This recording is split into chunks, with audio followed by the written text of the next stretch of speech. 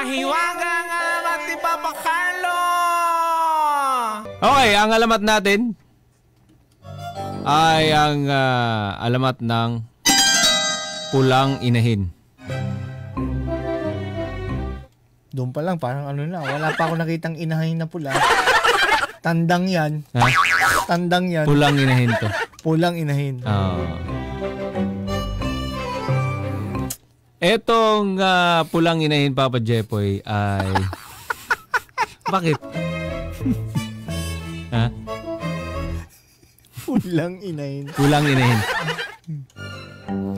Etong pulang inahin ay nagutom. Nandun siya sa bukid. Ano ba yan? Manok ba yan? Ha? Manok? Manok. Pula. Pulang inahin. Nagutom siya, nilapitan niya yung mga kaibigan. Nandun yung baka, nandun yung baboy, at nandun yung aso. Sabi nung, nilapitan niya yung mga tropa niya. Sabi niya, mga kasama, hindi ba kayo nagugutom? Ako nagugutom na eh. Nagugutom na rin kami, sabi nung baka, baboy, at aso. Tapos sabi nung inahing manok, o sige, magluluto muna ako. Maglalaga muna ako ng itlog. Sabi ng manok. Teka lang. Nagugutom na ako, ng itlog siya. Anong itlog? Kainin ko muna itong anak ko. Nilaga yung itlog. Sabi niya, oh guys, anong gusto niyo? Scrambled, walang problema. Problema, ilan ba order mo? Chuk! Chuk! Chuk! Mga ganun lang.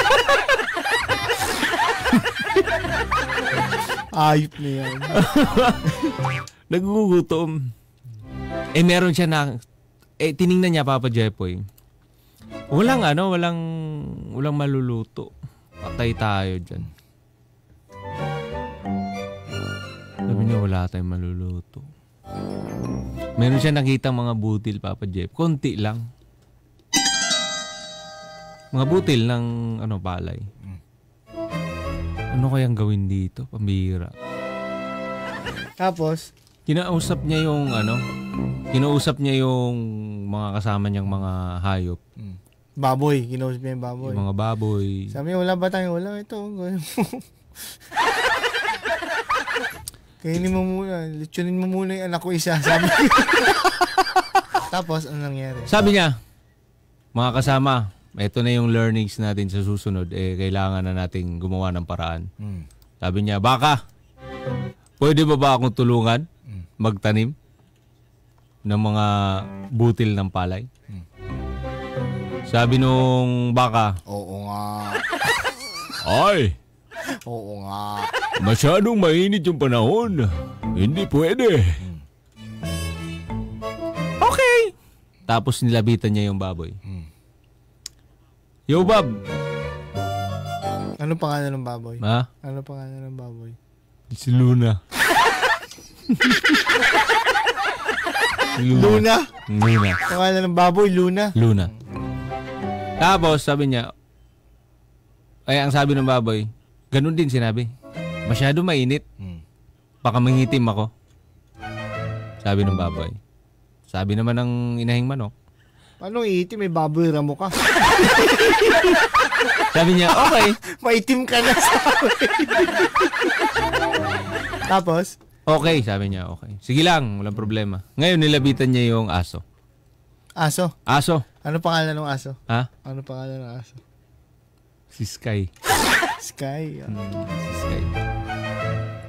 Parang pamilya rin mga pangalan.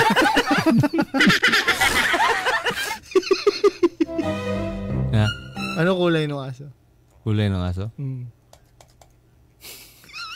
Brown. Pangalan ni Sky. Yung baboy, ha? Luna. Luna. Kwento. Ano nangyari? Ang sabi ng aso, ganun din, Papa Jepoy. Hindi ako pwede sa mainit. Mainit masyado yung panahon, hindi ako pwede magtanim ng palay. So ayun, Papa Jepoy, ang sabi nung inahin, sige ako na lang magtanim. So nung naitanim na, Papa Jepoy, tumubo yung mga palay. Ang nangyari, ang sabi niya dun sa baka, dahil tumubo na nga, pwede nang anihin, nilapitan niya yung baka. Sabi niya, baka naman, pwede ba akong matulungan anihin itong palay? Sabi nung baka, ako, tutulong. Masyadong maganda yung panahon ngayon. Masarap lang magpahinga. Sabi nung baka. Ngayon, sabi ng inahin, sige, okay. Pahinga ka na lang dyan. Ngayon, nilapitan niya yung baboy, Papa Jeff. Pwede mo ba ako tulungan anihin? Ang sabi ng baboy, masyadong maganda yung panahon. Mas gugustuhin ko na lang maglaro dito sa putikan. Yung aso, ganun din ang sinabi, Papa Jepoy. Masyadong maganda yung panahon. Mas gustuhin kong maglaro na lang dito sa bukirin. So ngayon, inaani niya mag-isa, Papa Jepoy. Tapos? Ngayon, nung naani na, humingi ulit siya ng tulong dun sa baka, baboy at aso. Pwede bang tulungan nyo akong gilingin itong palay? Ayaw pa rin. Ayaw. Ngayon, nung nagiling na, siya na lang gumawa eh. Ngayon, nagiling na ito. Sabi niya, humingi ulit siya ng tulong, Papa Jepoy. Pwede nyo ba akong tulungan na magluto ng tinapay? Para bang rice cake ang gusto niyang gawin? Sabi nung baka, baboy at aso, busog kami. Sabi nung baka, baboy at Talagang maraming dahilan. Oo, maraming dahilan. Ang sabi, mas gugustuhin lang namin maglaro. So, etong baboy, baka at aso, naglaro lang sila, Papa Jepoy. Naglaro. So, eto namang inahin, nagpapakahirap magluto ng tinapay. So, ayun, pagod na pagod itong inahin dahil siya pa ang, kumbaga, siya yung nagbayo, nagluto. So ngayon, itong tatlo na to, naamoy nila yung mabangong tinapay, Papa Jepoy. Nilapitan nila yung inahin. Inahin! Mukhang masarap yung niluluto mo. Pwede bang makahingi? Okay, hingi sila. Sabi nung inahin, teka lang, dyan lang muna kayo sa gilid. Dyan lang muna kayo sa gilid. Relax muna kayo, malapit na itong maluto. Ngayon, ang daming naluto nung inahin, Papa Jepoy. Tapos nung naluto na, pinalamig muna niya. Ngayon, ang sabi niya, sino kaya pwedeng tumulong sa akin kakain? Dami kasi nung niluto niya. Sabi nung tatlo, ako. Sabi nung inahin, kayong tatlo, tutulong sa pagkain.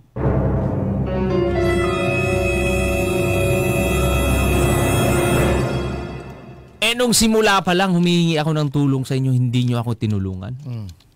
Hindi nyo deserve itong pagkain na ito. Hindi nyo deserve itong tinapay na ito. Ako lang ang kakain nito. Kaya, simula noon, Papa Jepoy, itong tatlong mga tamad na ito ay never na silang nakakain at nangangayayat, Papa Jepoy. Dahil tamad sila, wala silang ginagawa. Samantalang itong inahing manok ay nagpapakahirap pero never nilang tinulungan. Kaya yun yung doon, Papa Jepoy. Yun yung lesson doon. Na mag-ambag ka rin. Oo, mag-ambag ka rin. Tumulong ka rin. Hindi puro kabig. Hindi puro kabig. Kaya sa bandang huli, ang pagsisisi. Oo, nagutom sila, nangayayat. Ito namang inahing manok na ito ay gumanda na rin yung tindig niya, Papa Jepoy. Itong inahing manok. Drawing mo nga yung manok na yan. Hindi ako naniniwala. Hindi ka naniniwala? Hindi ako naniniwala. Wala ako ng ballpen. Drawing mo nga yung manok na yan. Ganda ng lesson, kilusan mo. Kilusan mo. Hindi pwedeng hingi ng hingi. Huwag maarte. Manok. Inahing manok.